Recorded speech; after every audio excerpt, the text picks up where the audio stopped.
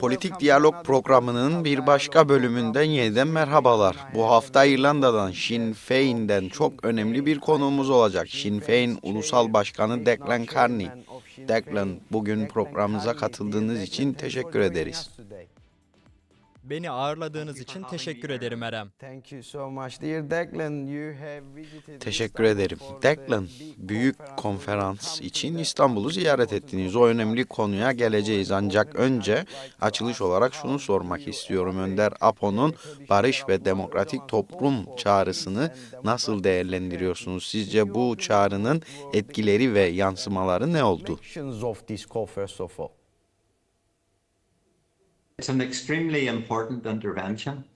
It once more asserts the incredibly important leadership. Bu son derece önemli bir müdahale. Bu çağrı Abdullah Öcalan'ın sunduğu muhteşem derecede önemli liderliğin bir kez daha teyit edilmesi. Bu liderlik umarım barışın büyümesi ve Kürt halkının siyasi temsilcileriyle Türkiye hükümeti arasında demokratik ilerleme sağlanması için bir alan açacaktır.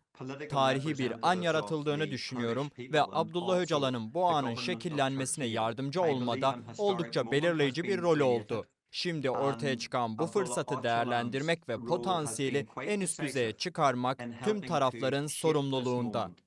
And now it is incumbent on all sides to seize the opportunity and to maximize the potential which presents. Teşekkürler Declan. İstanbul'da katıldığınız konferansın Türkiye'de çatışmalarla geçen yıllardan sonra barış ve çözüm çabaları bağlamındaki önemini ve olası etkilerini nasıl değerlendiriyorsunuz? Konferanstan gözlemleriniz nelerdi? Firstly, it was an international conference and it brought representatives from political organizations and civic societies from both the global north and the global south. The particular session in which I participated... Öncelikle bu uluslararası bir konferanstı ve hem küresel kuzeyden hem de küresel güneyden siyasi örgütlerin ve sivil toplumun temsilcilerini bir araya getirdi.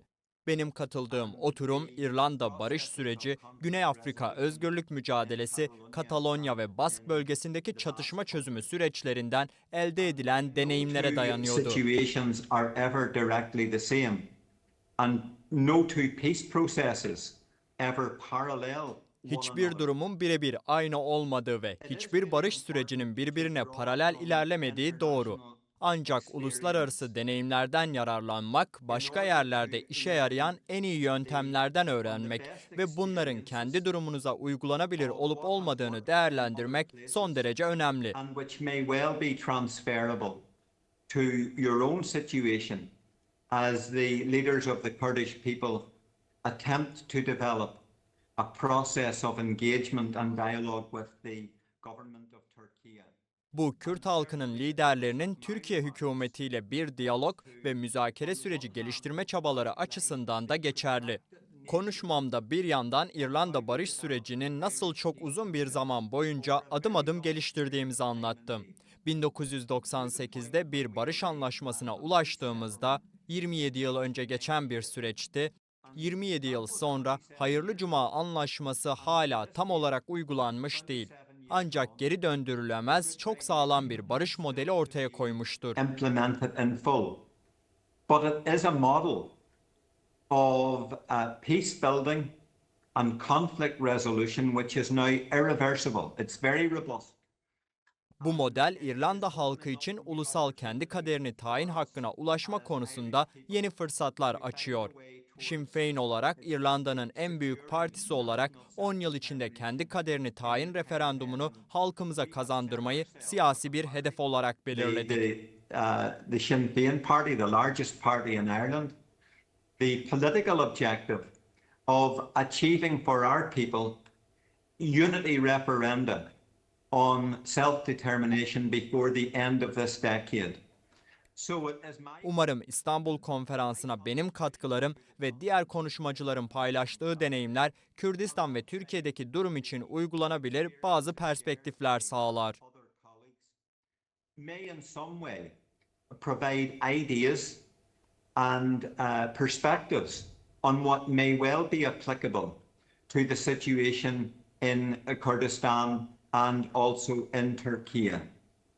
Thank you, Declan. As you mentioned Teşekkürler about the Declan. island İrlanda'dan ve of Sinn Scotland, Féin'in well, mücadelesinden de very bahsettiniz briefly, ama can you give çok us, kısaca bize very brief İrlanda'nın ve history Sinn of Féin'in Ireland and mücadelesinin struggle of Sinn kısa Féin, bir how did tarihini Sinn de Féin anlatabilir movement misiniz? develop? Bunun I uzun know bir some cevap history, gerektirdiğini biliyorum ama it mümkün should be olduğunca a kısaca long lütfen. speech about this, but very shortly, very briefly. That is a big question to try and answer in a short time. Evet, bu kısa sürede cevaplanması zor bir soru. Ancak İrlanda'nın bağlamı şu: yüzyıllar boyunca Britanya tarafından sömürgeleştirildik ve 100 yıl önce İrlanda'nın bölünmesiyle birlikte kuzeydeki 6 il, güneydeki 26 ilden ayrıldı. Bu bölünme İrlanda'nın kuzeyinde sürekli siyasi istikrarsızlığa ve yerinden eden çatışmalara neden oldu. Vatandaşlar ve direnişçiler süregelen Britanya sömürge varlığına karşı mücadele etti. Citizens and insurgents have fought back against the ongoing British colonial presence. And that led Bu da directly to a sustained 1969'dan 1998'deki barış anlaşmasına kadar devam eden uzun bir silahlı mücadeleye yol the açtı. achievement of our peace settlement in 1998. And the primary insurgent Başlıca direniş gücü olan İRA, barış anlaşmasından 7 yıl sonra silahlı kampanyasını resmen sona erdirdi. Yani son 20 yıldır kuzeyde çok güçlü ve kalıcı bir barış For var. the last 20 years, there has been very solid and enduring peace here in the north of Ireland. And it's not without challenges and difficulties. Elbette zorluklar yok değil. Bu geçiş sürecinde Sinn Féin kitlesel bir parti haline geldi. Şu anda İrlanda'nın kuzeyinde de güneyinde de halkın çoğunluğunu temsil ediyor. Representing the majority of citizens across the island of Ireland, both in the northern state and in the southern state. Hayırlı Cuma Anlaşması'yla kuzeyde bölgeler arası güç paylaşımı hukuken güvence altına alındı. Artık hiçbir parti diğerini baskı altına alamaz veya eskiden olduğu gibi ayrımcılık yapamaz. Single party could ever again dominate and subjugate others to the type of apartheid and discrimination and injustice which previously existed. Bu And this çok is a very olumlu bir gelişme. Aynı zamanda toplumda demokratik değişimi ve dönüşümü yönetmemizi sağlayan çerçeve. Kuzeyde bir güç paylaşımı koalisyonu bulunmakta ve Sinn Féin bu koalisyona liderlik So a etmekte. power-sharing coalition exists in the north of Ireland, and Sinn Féin leads that power-sharing coalition. And in the southern Irish state, which has its independence, Güneydeki bağımsız ve egemen İrlanda devletinde ise Sinn Féin parlamentodaki ana muhalefet durumunda. parliamentary opposition in Dublin. Declan, thank you so much. That's been Teşekkürler Declan. Geniş bir soruydu ve zaman istiyordu ama kısa sürede iyi özetlediniz. Sıradaki soru Kürtlerle ilgili aslında. Kürtler İrlanda halkının özgürlük mücadelesini her zaman örnek almıştır. Bu iki halkın mücadelesi arasındaki benzerlikler ve farklar nelerdir? Kısaca bunu da anlatabilir misiniz? Very briefly as well. We have limited time. Sorry. The Kurdish people have been victims of imperialism and colonization. And to that extent, there is Kürt a very halkı da clear emperyalizmin ve scar sömürgeleştirmenin mağduru olmuştur. Bu açıdan Kürtlerin deneyimiyle İrlanda halkının deneyimi arasında açık bir benzerlik var. Aynı şeyleri yaşadık. Kurdish and Irish people have both lived through sustained political conflict and warfare. Ayrıca hem Kürt hem de İrlanda halkı uzun süreli siyasi çatışma ve savaşlar yaşadı, silahlı mücadele ve devlet baskısı nedeniyle acı çekti. A deep desire to see the transformation of our societies, to see new political. Bir diğer ortak nokta ise toplumlarımızın dönüşmesini, yeni siyasi düzenlemelerin yapılmasını ve çoğunluğun yararına olan ulusal demokrasinin sağlanmasını istememizdir. There are many divergences, there are many differences. But when you take a broad picture view of the experience of the Kurdish people and the Irish people, Bunlar benzerliklerdir. Elbette çok büyük farklar da var. Ancak genel olarak bakıldığında Kürtlerin ve İrlandalıların deneyimi baskı, sömürgeleştirme ve buna karşı umut ve dönüşüm vizyonudur. This is the wish that we have as Irish people for our brothers and sisters from the Kurdish people, that you will in time arrive at a Biz point İrlanda halkı olarak Kürt halkına dileğimiz şu: zaman içinde halkınız adına kalıcı ve demokratik bir barış anlaşmasına ulaşmanız ve Türkiye hükümetinin temsilcilerinizin cesur adımlarını tanıması. bold and courageous decisions have been made by your representatives and that these deserve reciprocation.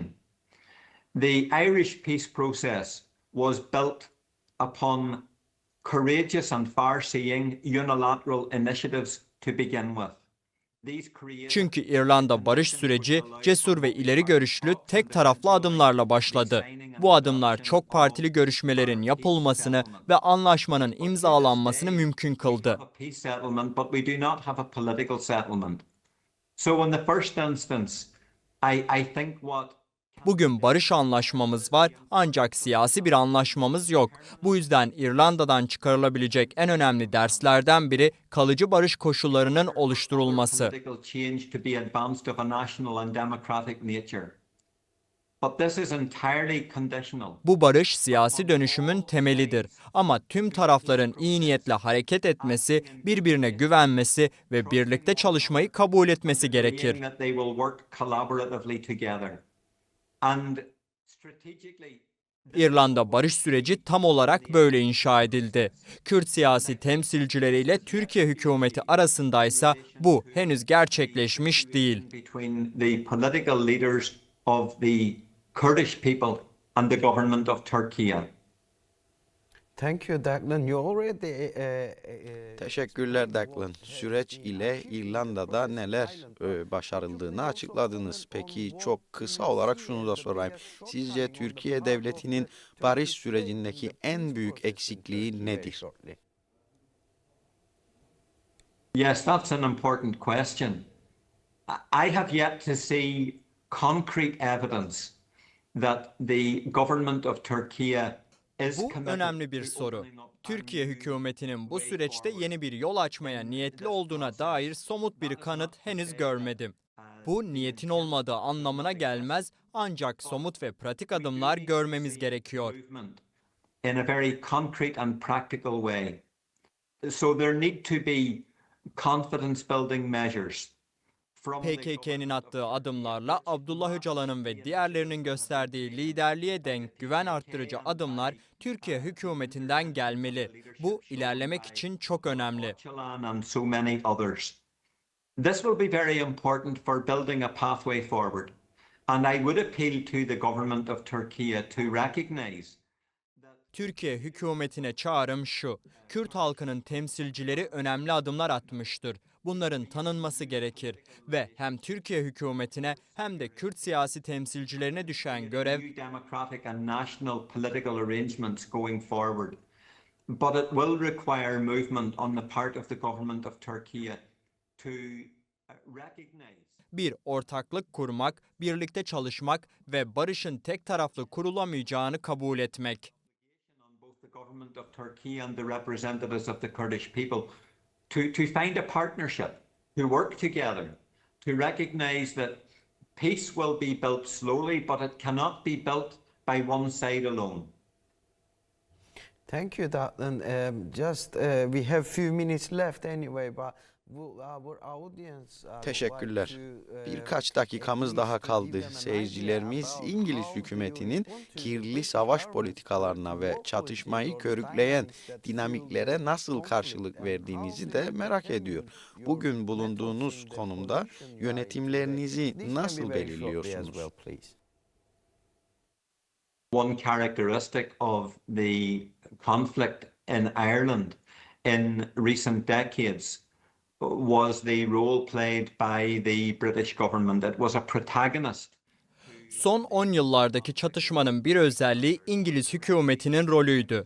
O çatışmanın tarafıydı, bir seyirci değildi. Halkımıza karşı yürütülen savaşta doğrudan yer aldı. Government deployed was the use of dirty war tactics, It recruited. Kullandığı stratejilerden biri kirli savaş taktikleriydi. Ölüm mangaları görevlendirdi, organize etti, yönlendirdi. Ayrıca işgale karşı çıkan vatandaşlara karşı çok acımasız baskı yöntemleri uyguladı. Arrived at the peace settlement in 1998, and that was done on the basis of the British government accepting co-guarantor responsibility for the implementation of the Good Friday Agreement. 1998'de barış anlaşmasına ulaştığımızda bu İngiliz hükümetinin İrlanda hükümetiyle eşit garantörlük rolünü kabul etmesiyle mümkün oldu. Ancak İngiliz hükümeti birçok kez sorumluluklarını yerine getirmekte başarısız oldu. It does not follow that the British government has consistently adhered to its responsibilities at all times. Bu nedenle barış ve siyasi süreç hala ilerlemeye devam eden süreçler. Kürt temsilcileri için de önemli olduğunu düşündüğüm başka bir nokta var.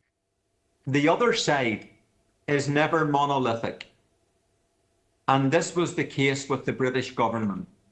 It never acted in a monolithic way. It never always spoke with one voice. Karşı taraf hiçbir zaman tamamen yekpare değildir.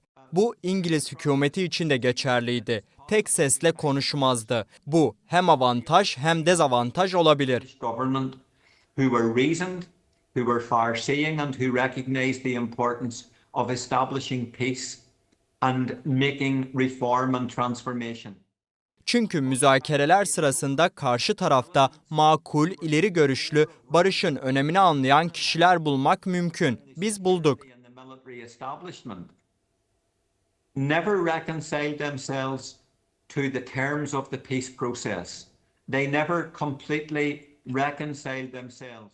Ama aynı şekilde İngiliz güvenlik ve askeri yapısı içinde savaş döneminin aktörleri barış sürecinin koşullarını içselleştirmemiştir. Bugün bile barış sağlam, kalıcı ve geri döndürülemez olmasına rağmen bu yapıların bazı unsurları Sinn Féin liderliğiyle hala psikolojik ve siyasi olarak savaş halinde. And politically at war with the Sinn Féin leadership. Thank you, Declan. Also, our audience would like to know what will happen after the papers are being signed after the peace process. So, Teşekkürler Declan. Seyircilerimiz ayrıca şunu da merak ediyor. Barış sürecinde imzalar atıldıktan sonra ne oldu? Barışı sağlamak zor. Peki barışı sürdürmek daha da mı zor? 27 yıldır barışı nasıl koruyorsunuz? Çok kısa olarak bunu da nasıl başardığınızı anlatın. what was the main source of your strength in creating an irresistible peace process? Very shortly, please. There have been many setbacks and many challenges.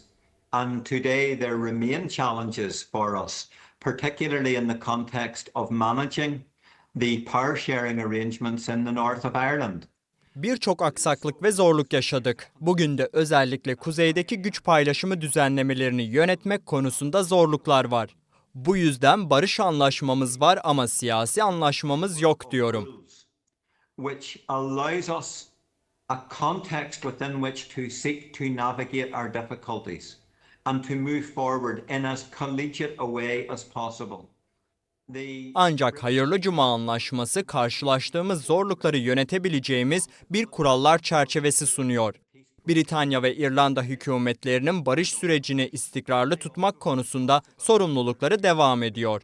Ayrıca anlaşmanın tam işlemesini sağlamak gibi görevleri de var. The road is not straight. And there is a long distance still for us to travel.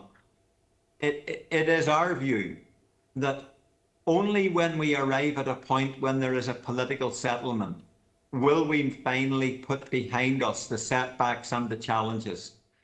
And for Yol düz değil, kat edilmesi gereken uzun bir mesafe var.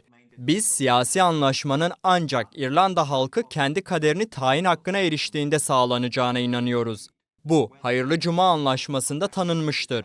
Ve Sinn Féin olarak bu 10 yıl bitmeden kuzeyde ve güneyde birlik referandumlarının yapılmasını hedefliyoruz. And our party have set ourselves the political objective of securing unity referenda in both the northern state and the southern state by the end of this decade. And it is my hope Bu referandumların tarihini alabilirsek başarıyla kazanacağımıza ve İrlanda'nın yeniden birleşmesi sürecine başlayacağımıza inanıyorum. About constitutional change and commence a transition to Irish reunification.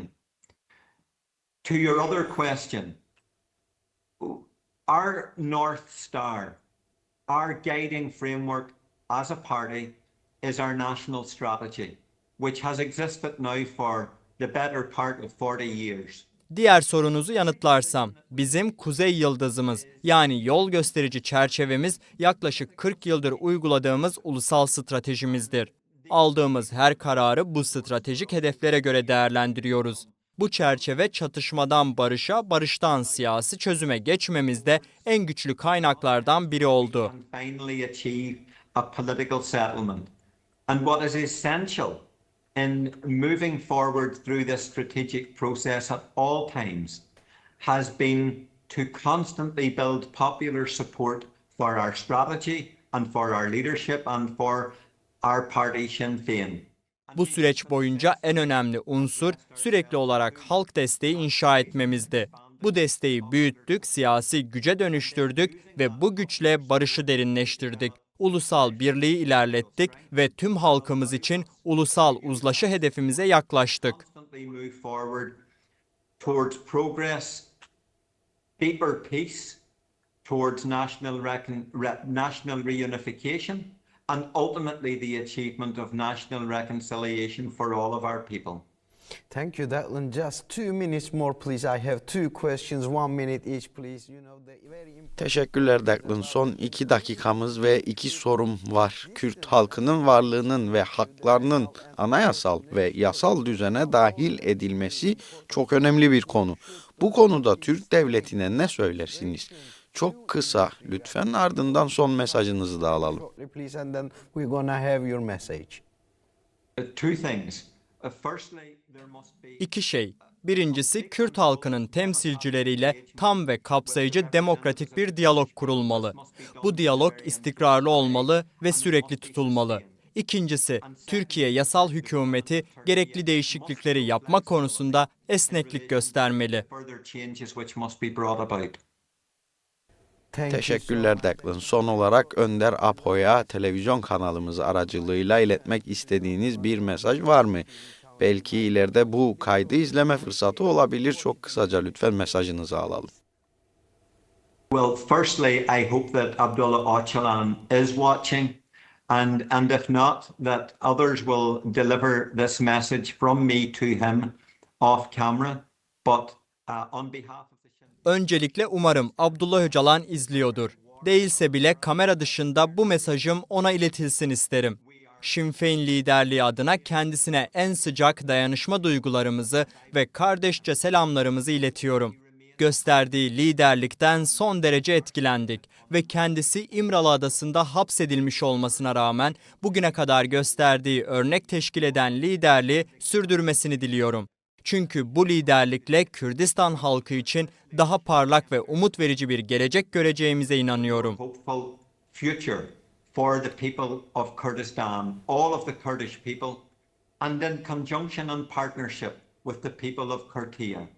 Sinn Féin'in ulusal başkanı Declan Carney, İrlanda'dan programımıza katıldığınız ve değerli yorumlarınız için teşekkürler. Rica ederim. Çok teşekkür ederiz. Bir başka politik diyalog programının daha sonuna geldik. Bu hafta İrlanda Sinn Féin'den Declan Carney ile konuştuk. Bizi izlediğiniz ve dinlediğiniz için teşekkürler. Bir sonraki politik diyalog programında yeniden görüşmek üzere.